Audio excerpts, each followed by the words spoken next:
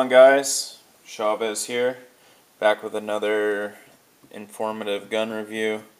This is on my CCW everyday carry weapon that I carry with me every day.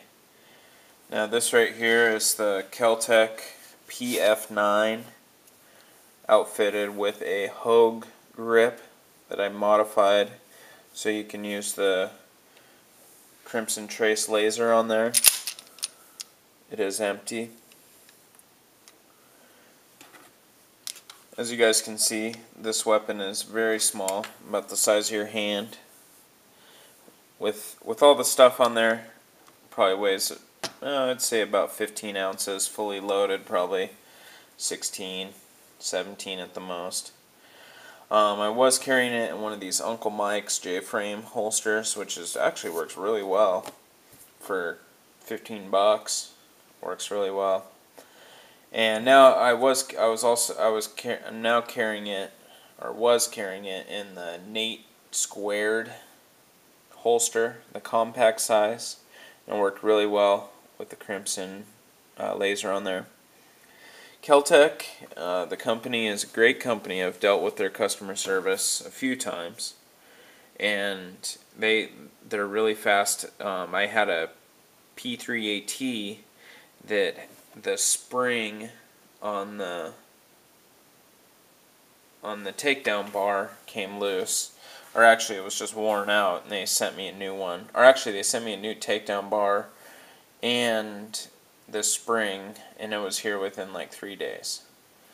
So pretty much what you're going to use this weapon for would be, I would say, concealed carry only.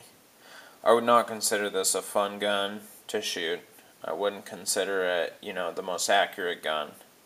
I would just consider it, you're in a bind, and you need to protect yourself, and the Kel-Tec comes out. So, for the price range, you're getting a USA-made gun. They're out of Florida, Cocoa, Florida.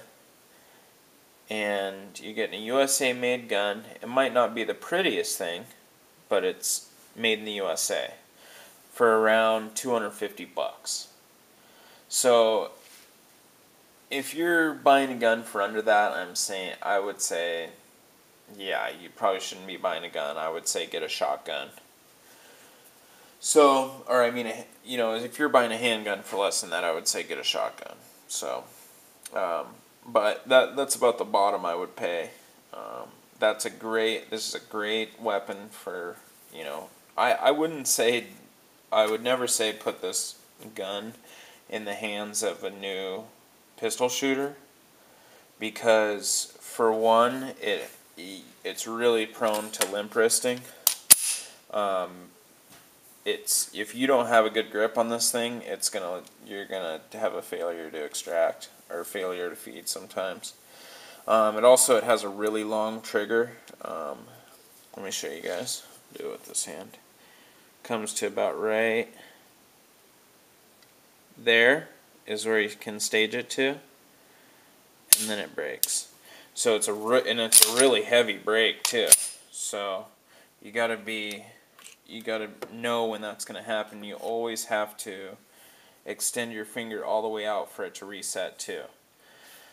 Actually, it's not quite all the way out to reset like the LC9. I shot the LC9 and the trigger was all over the place for me. I don't know, maybe that was just because it was a range gun, so I'm not sure, but I like this trigger a lot better. The gun itself has been pretty reliable for me. The only problem I've had is with this screw right here. Let me show you guys. There's that screw right there, and that holds that tension bar, which holds the extractor. And that screw's come loose on me. All it took was a little bit more Loctite, same screws in there, but other than that, yeah, it's back on track now. So I did do a little bit of fluff and buff in there, fluffed out the chamber a little bit. Just took a little bit of the rough spots and fluffed them out with some 1000 grit wet dry.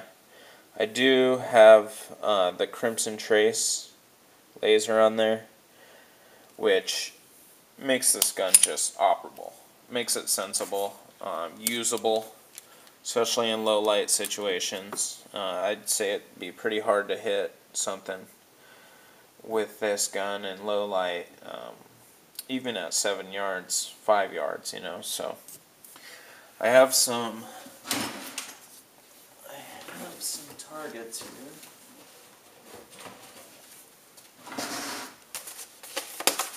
Just a second.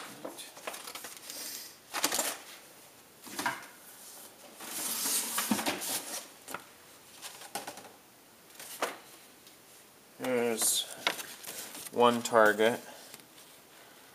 It's not too bad. Had a couple flyers up there.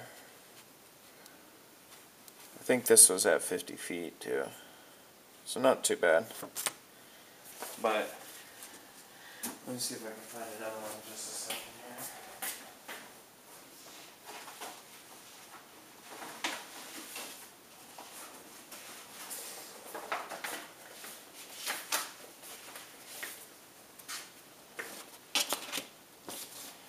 Here's another one where I just kind of went crazy on it. That one's at 7 yards. Really spread out group, but that was before I had the laser. So not too bad. But you're not gonna find the greatest accuracy with this gun. I mean, it's not the best like Ed Brown 1911. It is made in America. It's a good price, about $250. You get decent sights. So I'd say, guys, screw the 380. Get a 9mm, cheaper ammo, you can practice more, and you know you're getting a pretty good gun for around 250 bucks. You know, this one has the laser on it, so add another 150 and you're ready to rock. So, all right, guys, that's my review of the Kel-Tec PF9. Have a great night.